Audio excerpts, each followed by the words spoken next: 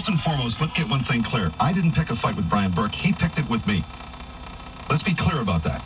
And let's also be clear about another thing, Jennifer. You weren't on the other end of the line when he picked up the phone and screamed some of the worst obscenities I've ever seen and said some of the most outrageous statements to me, and then hung up on my ear without giving me even an inkling of an opportunity to rebut anything that he said, and then refused to come on the show and stand up for what he was saying. He's been invited on the show numerous times and has refused to do it. And why should he do it, Dave? Because all it is to you is a ratings driver. Whatever you've got going with Brian in terms of an acrimonious past, that's your thing, okay? But you use it to your advantage, and he doesn't, because he doesn't need to. All right? Oh, Brian, Jennifer, Brian is a master of spinning the media, and absolutely the best I've ever seen. I've never seen anybody. I call bullshit that, because, you know, he has a way, definitely, of dealing with the media that at times is difficult, and I think, and I've told him this, and he knows this causes him more problems than not, but he does it in defense of his players and his team and his coaches, and you can't fault a man for that. You and Brian, Dave, I'm sorry, had something that just went beyond an acrimonious relationship. It did get personal, and I did hear some of the things you said, you know, about bringing down a pair of Brian Burke's shoes and some of the shots you took at him. It got immature and childish on both sides, but you used it because it was entertainment for you, Dave. And losing Brian Burke, unfortunately for you, I think is going to hurt you, because you won't have him to kick around anymore. You needed him as much as you say you despised him. And I think you have to recognize that. And Jennifer, if you have listened to the show, you will have known that on numerous occasions I have come on and said that exact same thing, that Brian Burke made this show and made this radio station. When I inherited this show 4 years ago, we had no ratings and no audience. Understand that? And this situation. I'm not patronizing you. What I'm saying to you is what your statement has been something that I have echoed on this show repeatedly.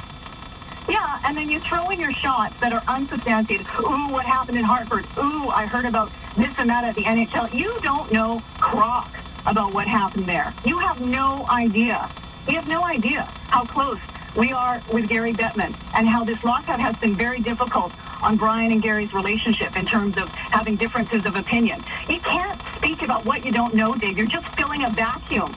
The thing that I've tried to impress upon Brian, and we've had loud discussions about this too. You're in the media. Exactly. The pen is often mightier than the sword, and these guys will always have the last word. But Brian, God love him, being the Irishman that he is, will fight. You know, and one of his favorite sayings is he won't start a fight, but he'll finish it. And Dave, I don't know what the genesis was. Well, that's not true, Jennifer. That's not true, Jennifer. I didn't start this fight, he did. And also, I want to make sure that we're clear on this. When Brian goes to media people and refers to them as scumbags, maggots, morons, imbeciles, dishonest, irresponsible, and deceitful, you know what?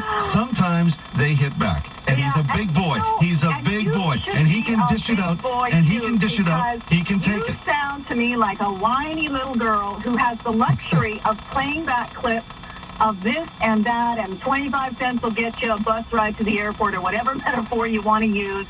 Scumbag, blah, blah, blah, scumbag this. Like, you have the luxury of doing that, Dave, you know, and you can take a quote out of context and play it over and over and over again, like the one you just played before I came on about Tony Gallagher, okay? And again, Tony has... How is that out of context? He called him an imbecile. Do you know what the background was of that story? Do you take the time to explain that? No. You just continue to perpetuate the myth and the you know, constant fighting between Brian and the media. And you know what? It's a very small percentage who he, unfortunately, has an acrimonious relationship with. And you are one of them, and Tony Gallagher is one of them. I can't explain it because it goes way too far back for even my history. And, Dave, I don't think you can even explain, you know, how your situation with Brian evolved. You say he phoned your boss, he went behind your back, blah, blah, blah. Well, why did he? What was it that you said? You know, what was it that you were talking about? You never say that. Do you know what he was upset about? We were talking about possible trades. That's it. The team that year had come out of the gates, and by mid-November they were in a big slump. Didn't look as if they were going to make the playoffs, and we were talking about possible deals. That's it. That's what talk radio is. That's what made him snap. Well, I can't That's speak the to that, sum Dave, grand because I don't total. know. That's I the- wasn't there. well, I'm but telling you. I'm pretty sure. I'm telling you. pretty sure that it would have had to be something a No. little more significant than that, or something No. that you said to go with It it wasn't. that pushed him over the edge. It But you know wasn't. what, Dave? It doesn't matter now. Certainly it does. Why? Because Why you does keep it matter? because you Because keep can trying to still keep suggest talking about you're it? trying to suggest to me that I started this fight. I didn't. Brian started No. it. Oh, okay. Well, again, does it really matter? Because he has been able to rectify situations with media people like Don Taylor where he has had disagreements, but he hasn't been able to do that with you. So explain that one to me. I don't know, because you know what? What we did for at least 2 or 3 months was made overture after overture to sit down, have lunch, talk it out, whatever the case was. And do you know what he told us to do? Come on. It wasn't that we didn't try to do it, and it's not as if that... Who is we? Who is we? Not only You're my... talking about we. The we is... Isn't it you? No, it's me and this radio station. Oh, you and the radio station. Well, he has relationships with people who have been on that radio station, who are on that radio station, and they're certainly not acrimonious. So maybe take a closer look in the mirror, Dave, okay? Like, you talk about class and respect, and it goes both ways, buddy. And listen, I didn't phone, okay, to be a hag or to, Brian's probably going to kill me when he hears that I called, but I'm just tired. It's been a very stressful last year, and I cannot listen to my husband be besmirched in a way when you don't know what's gone on.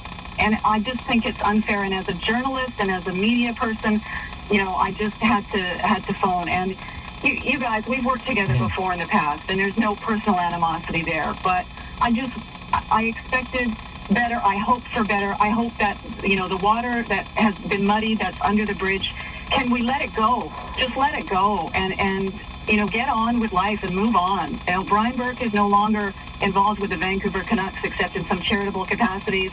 Let it go, Dave Pratt. Seriously, man, let it go. Jennifer, thanks for the call. All right. Talk to you later. That's Jennifer Mather. And that was number 4 on our countdown. And that's what Talk Radio is at.